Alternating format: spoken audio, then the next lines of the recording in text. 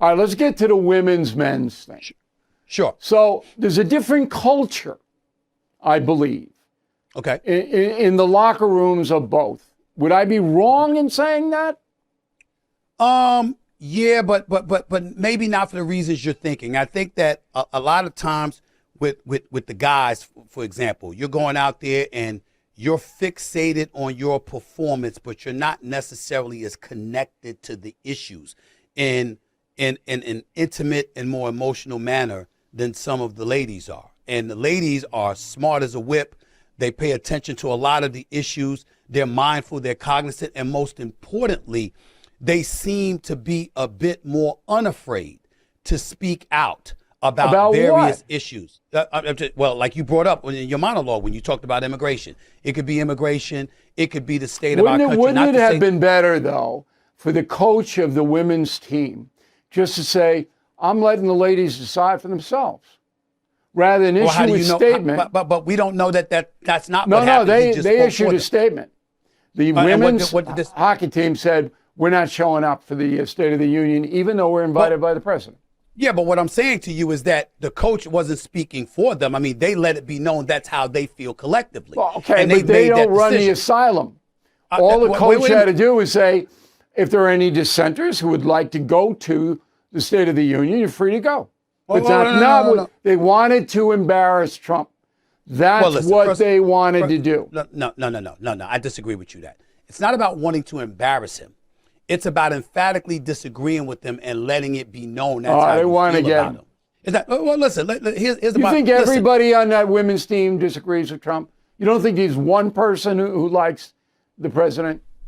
I think it's entirely possible that collectively speaking, a lot of them, if not all of them, don't like him. But you're missing the point why, and I'm going to get at you about this, Bill O'Reilly.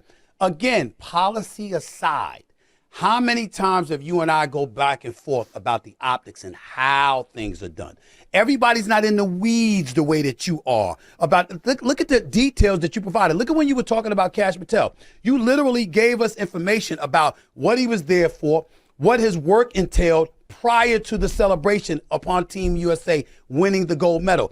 You'd be surprised. You know how many people didn't know that? But they come to the no spin zone and then they find it out. There's a lot of things that you know. The fact of the matter is that far more often than not, people are not going by that. They're going by how things look. They're going about, they're catching stuff on a surface level as it pertains to how he chooses to do things. We all know that if you open the borders and you let over 12 million people in here illegally and what have you, that things have to be done. They know that. But in the same breath, how you go about addressing the issue, the sensitivity that you verbalize and you express, all of those things play a role. And you yourself have said, I don't mind. You yourself have said you didn't like the way he did things sometimes, the way he does it. And that's what people are meant. But here's where you're making your mistake, and I'll give you the last word. I don't mind the dissent. Okay? But the men's hockey team honored the country. They didn't honor Trump, but they were respectful when they got the invitation. Some of them will go and some of them wouldn't. Okay? But the women's team was not respectful to the office of the presidency. First thing, let me say this. I completely agree with you about the importance of respecting the office. I don't want that to get lost in our back and forth. Respect the office is incredibly, incredibly important. You're right. But Bill, you have to respect what you know better than most. This is America. And in America, it's not just about freedom of speech. It's not just about freedom of expression. It's the freedom to feel the way that you want to feel. You may not like how somebody has gone about doing things, but it is their right to do it. And I know you're not questioning their right to do it. You know they have a right to do it.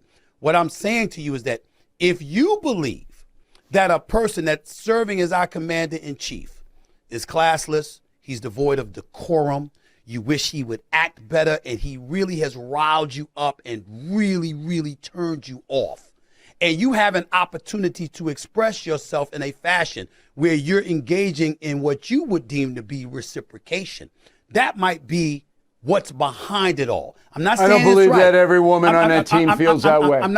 Okay, that's fine. But what I'm saying, but what I'm trying to say to you, whether it's 12, 15, or 20 people, it's entirely plausible that they could feel that way. And you're right. And let them express it as individuals, but don't use the team banner.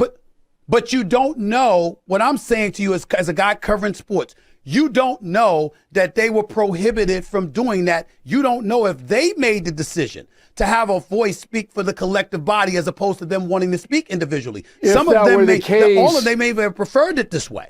If that were the case, the team did not announce it, which would be very unusual. And I would say to you, I would say to you that in covering sports, when a team comes to that conclusion, more often than not, trust me, those players made the decision and deferred to them. I've been covering sports for 30 years. Okay. A lot of times players hide behind the team. Players hide behind the team a lot. I think they really do, Bill. They really do. They hide behind the team a lot. Seriously. Absolutely correct. All right, Stephen A., thanks for the lively debate. We really appreciate it. We'll see you soon, I hope. No problem.